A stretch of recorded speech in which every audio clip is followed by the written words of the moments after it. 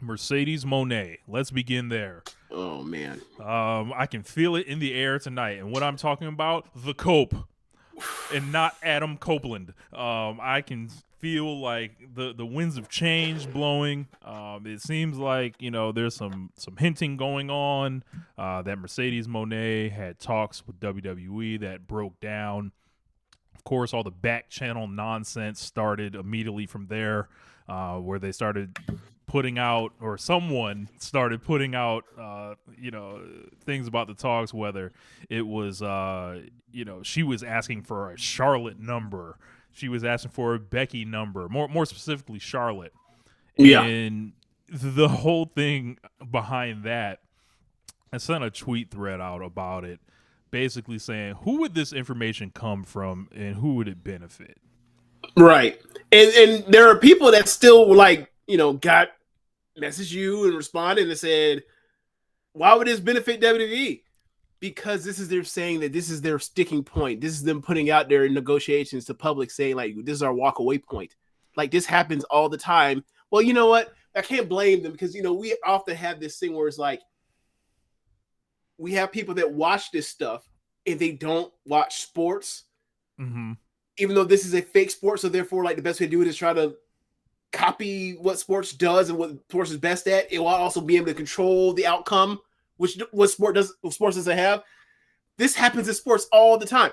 In fact, likely 2024 or 2023 NFL MVP Lamar Jackson, he was given a franchise tag where any team could have signed him away, and there were teams left and right come out the woodwork to say we don't want him. Why do you think that was? It was for the benefit. It was for the benefit of those teams and actually the Ravens, because they didn't have to negotiate against themselves or against any other team to keep the price lower on him. It was collusion without actually being able to find paperwork on it being collusion.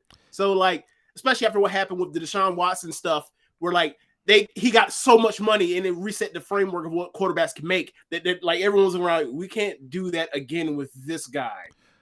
After we just did that, that's the reason why everyone held the line on that situation. Now, fast forward to this, transfer it back to the fake sports. When this shit comes out and you immediately add the Charlotte piece into it, that makes it no longer about Mercedes Moné in WWE. That makes it Mercedes Moné versus Charlotte, to try to switch that narrative, because people love Charlotte. She signed with them, and then what they won't admit is that WWE has always seen Charlotte as the bigger star and picked between them long ago, right? Yeah, as early as 2015. But people, they tell themselves these fantasies, about like whatever she is in WWE, and try to convince themselves that either it's going to be different, this is the only place she can be, and Vince is gone now and it's all different. And I'm like, y'all don't know what's happening here, like and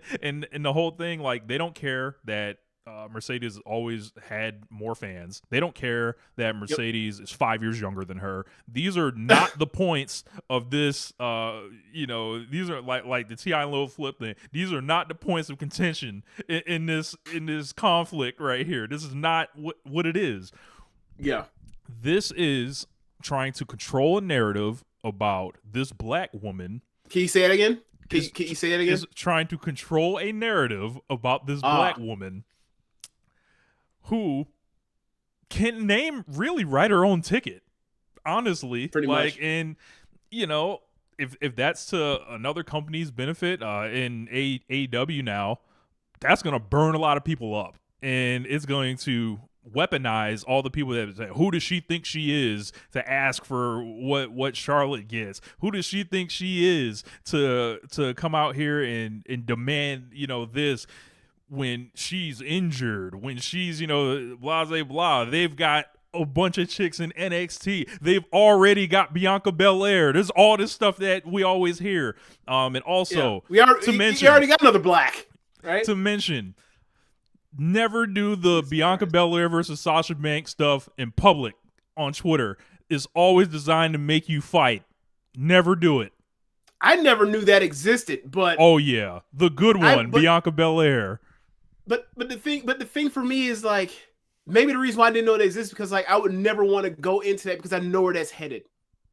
That sounds too much to me like upholding white supremacy. So that's why I Yeah, don't, yeah, yeah. Like it's the more palatable black person to the no, white audience. that's Like just no, that's just your black person. That's all it is. that's what I mean. Yeah, That's what I mean. yeah. Like it goes back to like Ali versus Frazier, right? Like Yep. look, Cam Newton, RG3, Derrick Rose, LeBron James. There was all or Kevin Durant. It's always one of these things that like we don't like what this particular black person does. So what we will do is we will put someone next to them to champion that one instead of saying that like we're not actually we can't so we have a reason to say that like we're not mad because this person is black and being uppity. We're mad because they're uppity. Yeah.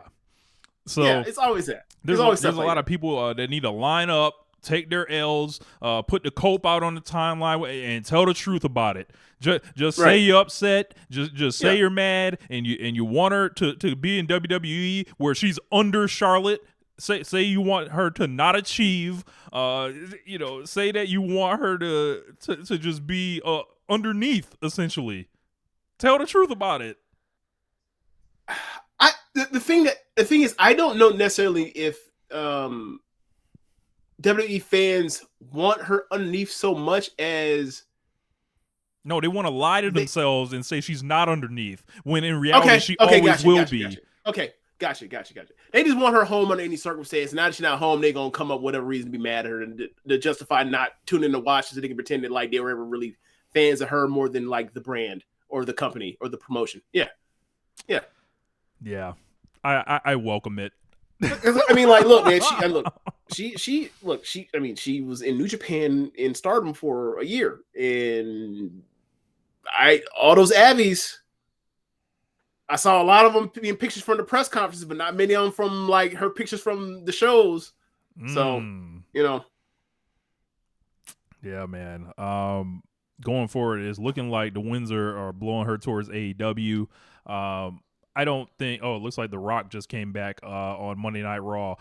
So, I mean, we were talking about that for a few hours now, right? Yeah. But not to fuck up the clip. It looks like she's because yes, when we talk about Mercedes, it's getting cut, baby. Y'all know what it is. But CM Punk, Roman, Mercedes, Stardom title changes, they do numbers.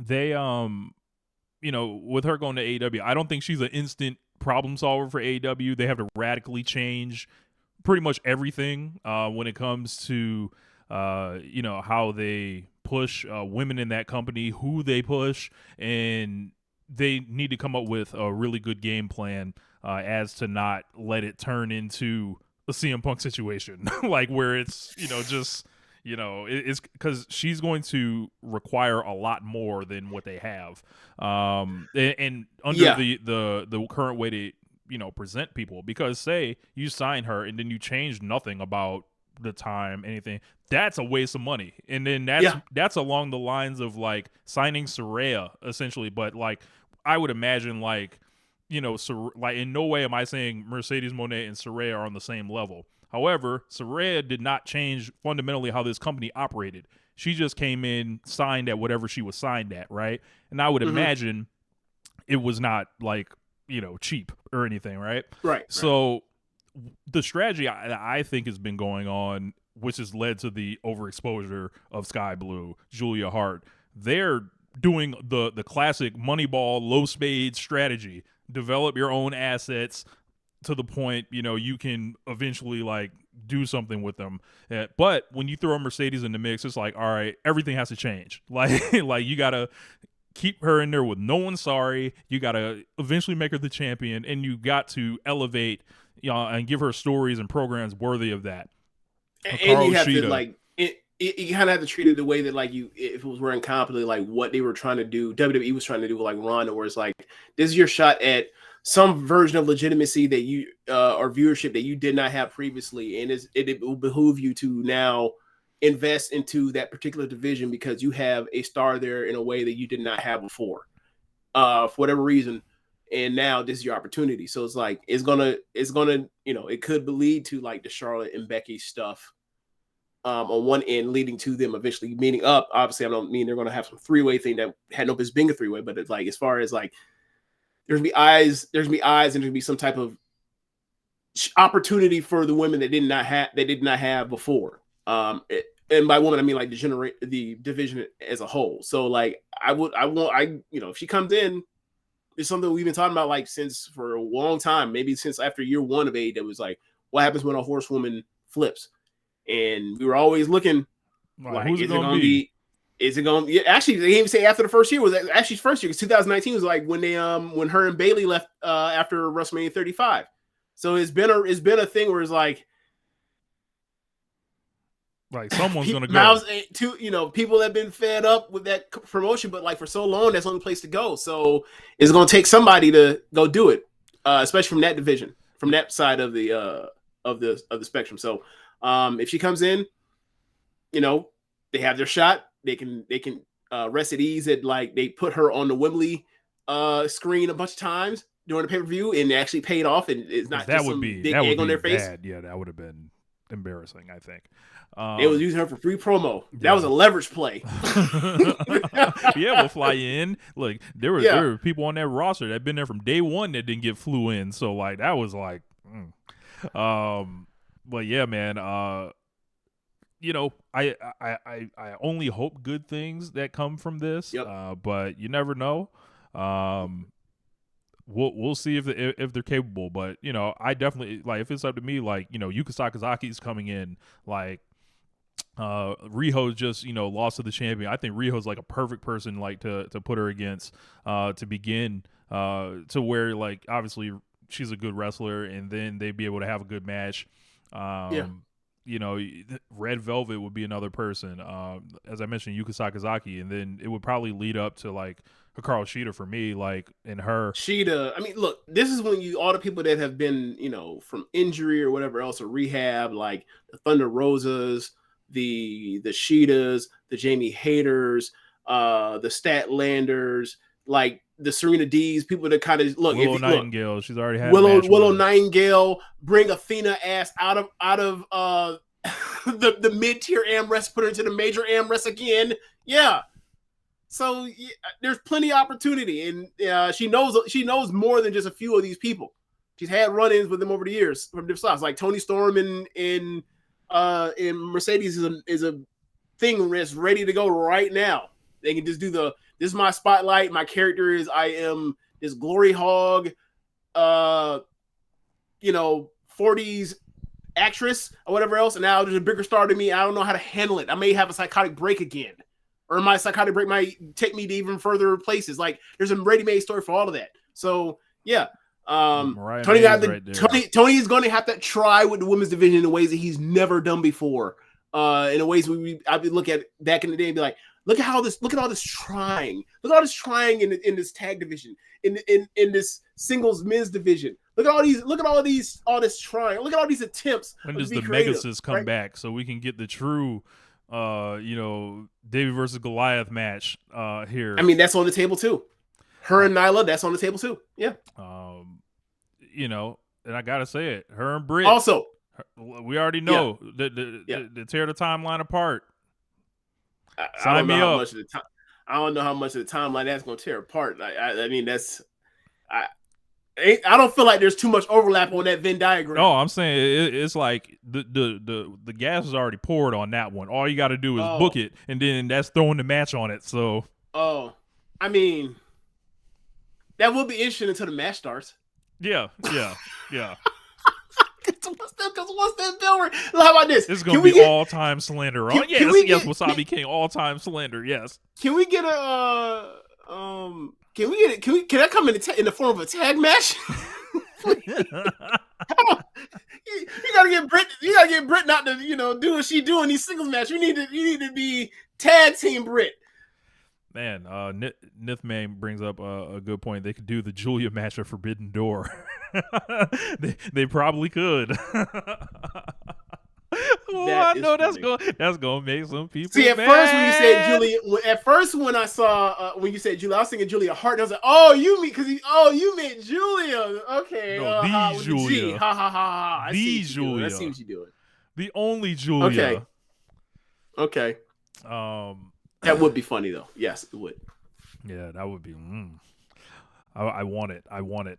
But yeah, I guess we'll move forward